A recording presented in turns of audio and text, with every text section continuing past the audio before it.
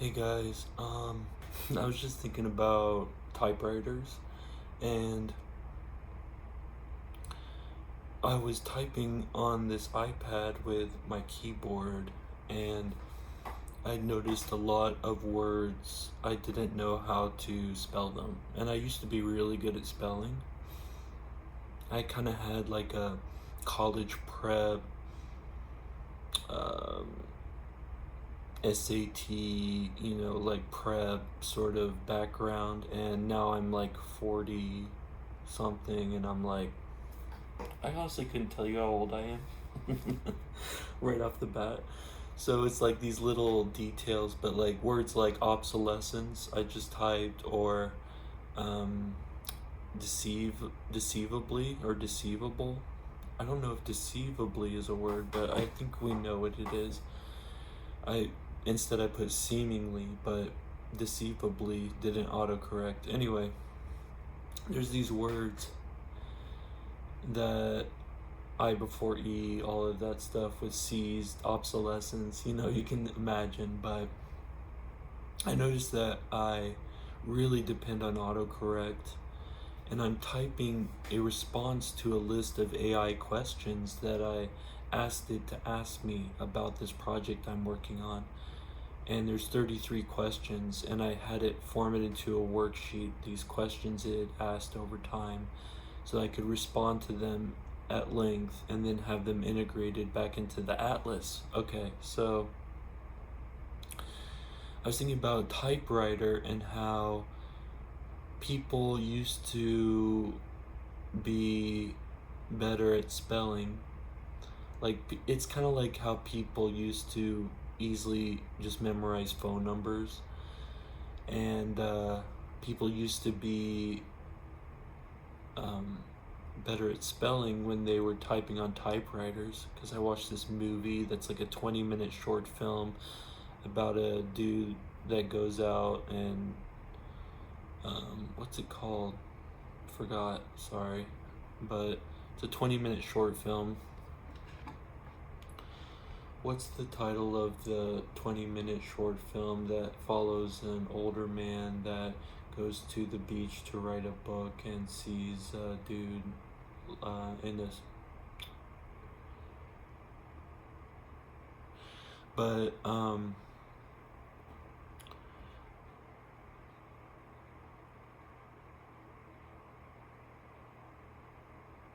the brochure.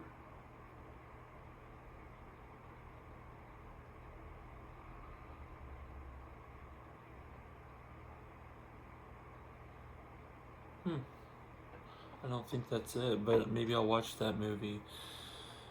Anyway, so humanity is adapting to the technology, and technology is adapting to humanity, and so I really don't need to be able to spell because of autocorrect, but that changes the way my mind works, because my mind doesn't focus on, I don't even try to spell. I just like vaguely type it or say it into dictation, and it fills it in for me. I know the word, but spelling it isn't. And that kind of reminds me of how there's a lot of kanji that Japanese people don't know. You like learn it for the test for college, but then you forget it, and you right. And there's just letters. You could just say it's like there's letters that they don't know. So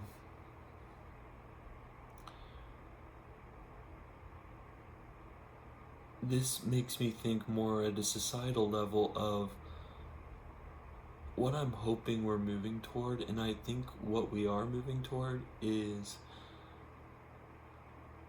this idea of everyone having something to contribute, and everyone having something, or being having a real meritocracy where we recognize the fact that everyone has merit. everyone deserves compensation for just being alive, because everyone has merit, and it's just a matter of whenever or whatever that is, that that X factor that every human being has, whenever it's uncovered, it benefits everyone. And whether it's recognized or not, it comes out. So what I'm thinking is that in the old world, a couple weeks ago, couple decades ago, whatever, people had an advantage if they could remember how to spell. They had a competitive advantage. And we conceived of our meritocracy, our society, as one that in which we would emphasize our competitive advantage. So you would, if you were able to type very fast and you were able to type with great spelling, then fast forward to you're able to code, or you're able to code very effectively or efficiently.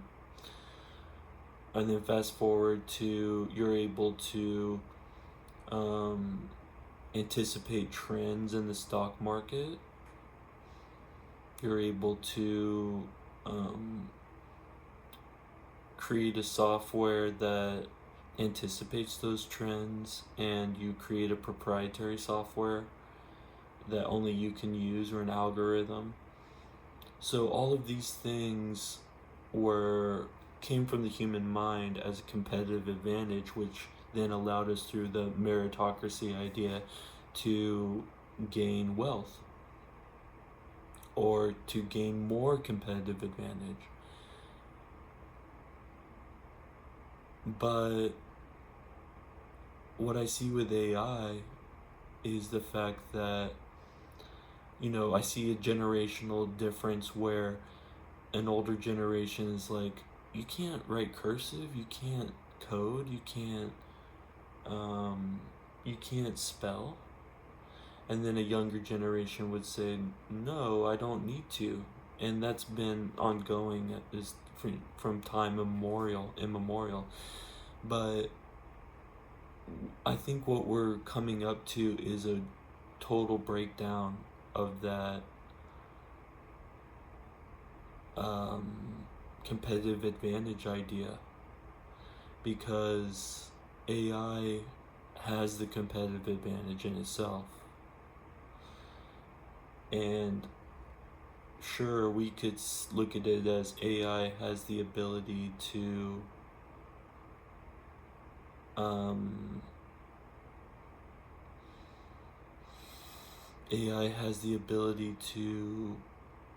give each one of us a competitive advantage based on our ability to prompt engineer or whatever.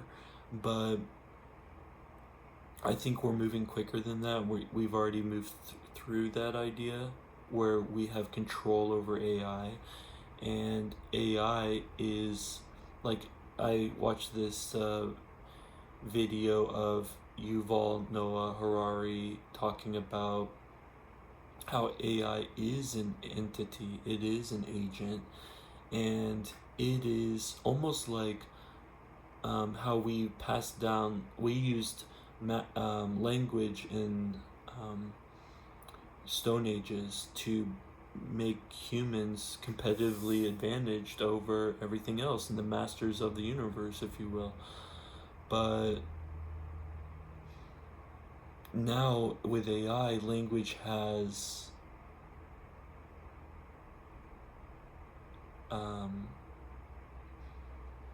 become an entity of itself, which is divorced from human control.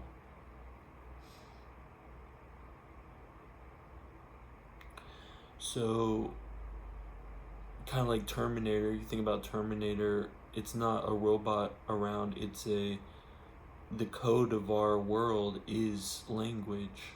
Every institution, whether it's the stock market, whether it's the banking system, universities, um, justice, criminal justice, or whatever, all of these are based on language. And so when an entity becomes better at language than the language inventors, then it has the competitive advantage over all of us. And what then becomes the you know basically it evens us all out, because I'm hoping, maybe this is a utopian concept, but I'm hoping that we are able to leave behind this competitive advantage thing and recognize the value of every human being to contribute to the world. I thinking just for a minute about the care economy, like people taking care of each other, and why is that not compensated? Why is that not valid? Why do teachers and nurses get paid so little? So if we can just recognize the fact that, okay, now our competitive advantage, which was language, has become an entity within itself that's more powerful than all of us. We recognize that our competitive advantage on an individual basis was always sort of not real, or it was subject to this time, the time we were in, and a little bit of luck. That's how you got wealthy, is that you were a little lucky, and or a lot lucky, and you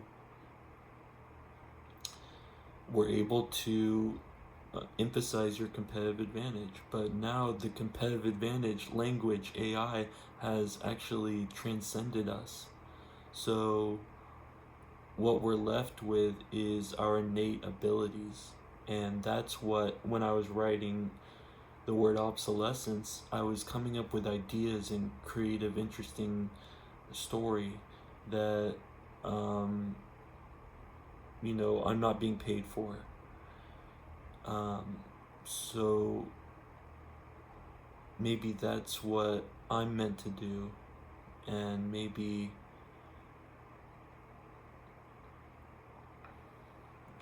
I'm meant to have this collaboration with AI to create this story.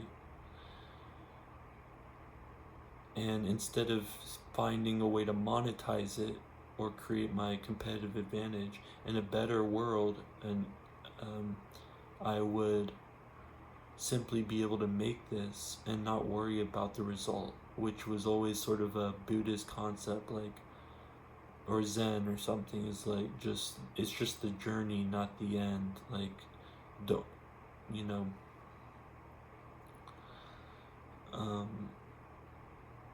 it's the act of doing this that is the valuable thing. So anyway, I've lost my train of thought now, but I hope that was meaningful.